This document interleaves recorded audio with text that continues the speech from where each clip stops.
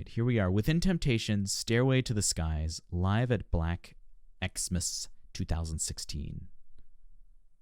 Some Christmas in May, guys. It's almost half Christmas. What are we going to do for half Christmas?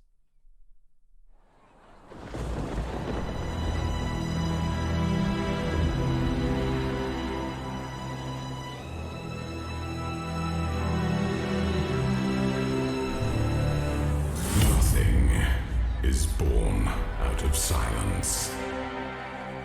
There is always motion. Same thing in the voice. Always motion. Infinite waves flowing through an endless ocean. This sounds like the topic of rivers. In cycles. Night after day, age after age, star after star, life after death.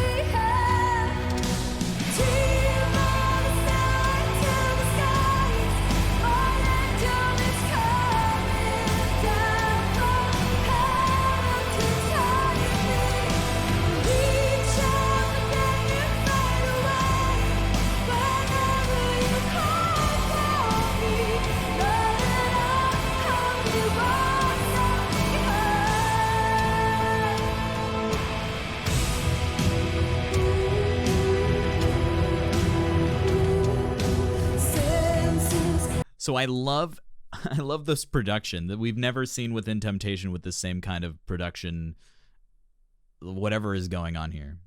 You know, the drums, this tribalism in it, this atomic naturalism in the performance. It's absolutely beautiful. Sharon is really ripping it here, and I haven't heard her do that. A lot of what we've heard very early within Temptation. We've heard some later within Temptation stuff, and I've never heard her really in this full out context, right?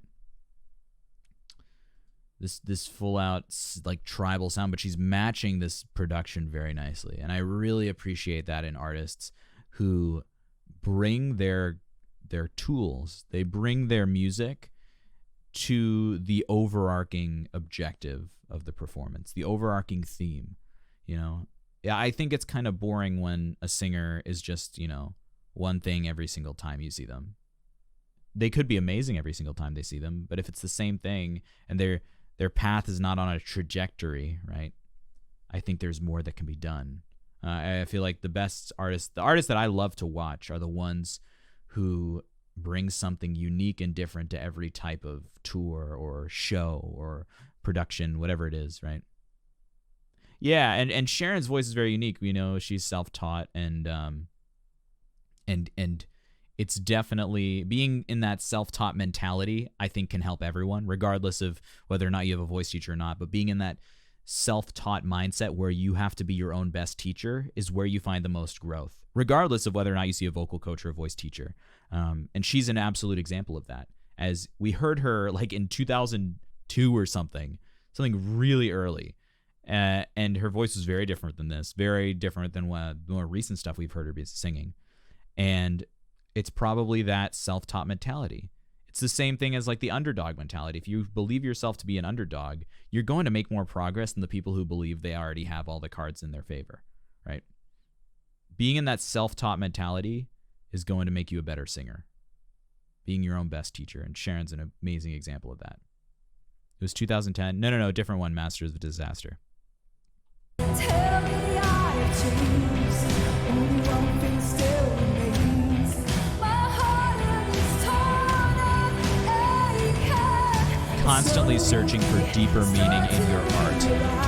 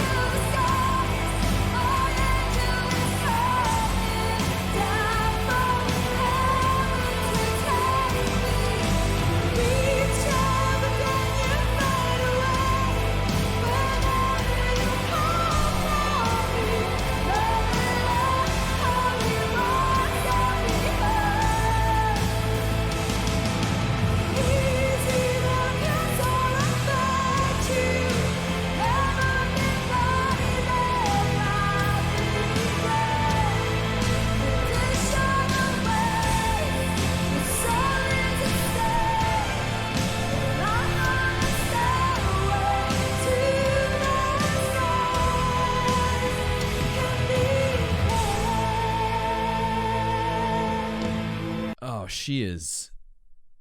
That sound is like a freaking laser beam.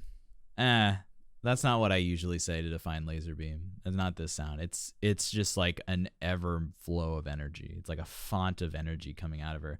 She's really bringing everything she can. Well, no, she's probably not bringing everything she can. She's probably keeping some reserves, but she's bringing this consistent huge flow of energy. Look at her. She's radiating as she's singing, right?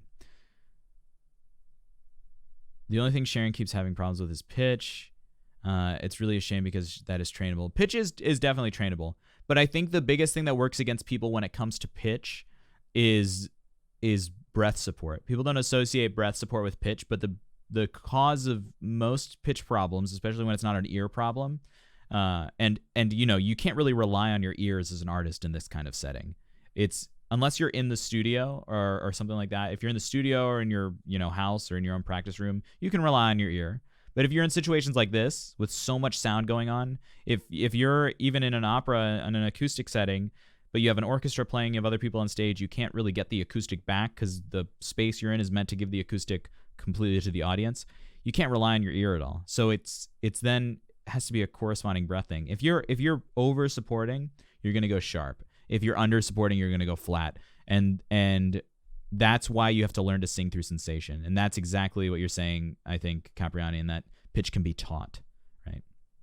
Now, at this level, pitch issues is very subtle, right? But it is the kind of thing that it can be fixed with proper breath understanding and training. Now, that's the kind of thing that even if you are a self-taught singer, you can go to someone to teach you how to do that, and then you can just take those tools and run. You don't need to commit yourself to being a student of anyone in order to do that, right? You can be self-taught, gain information from people, and still call yourself self-taught by being your own best teacher. But at least she's aware of it, right, Nati, what you're saying? Some songs she stopped singing because of pitch issues. So happy to hear all of his own. I'm really grateful to see you all here in so many countries, so many languages. It's great to see you too. We can be united, can't we?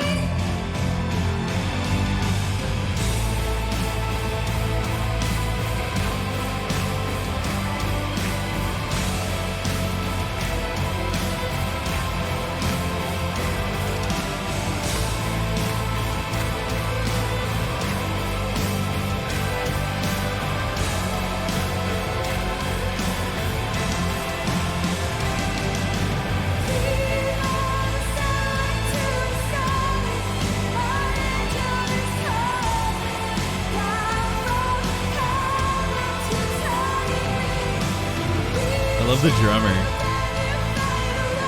leading the death march.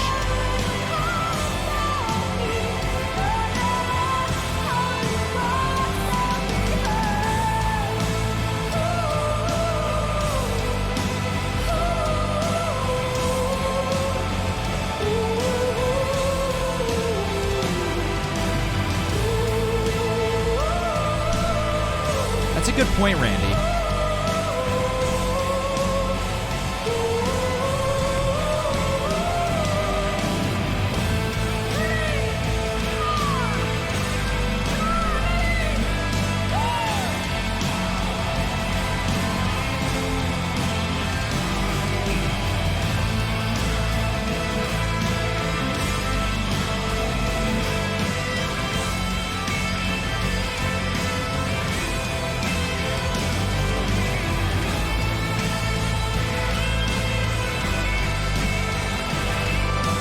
Look at how rock out. Look at this. I love it.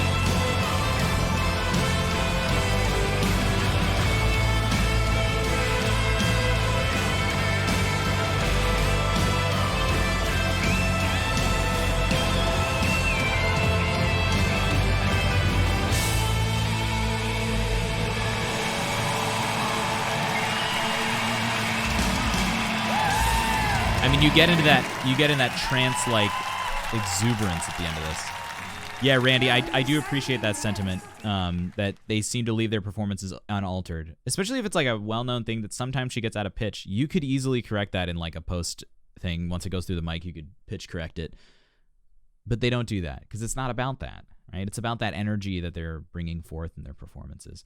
For a completely different aspect of Sharon, you could check out And Out of Love, which was her collaboration with Armin van Buuren. It's got like 200 million views on YouTube, so it might actually be her most popular song ever. That's fair. I mean, I think if you've had a career with that's like, if you get to the top of your genre, your industry, like, you know, Within Temptation is one of those top-notch,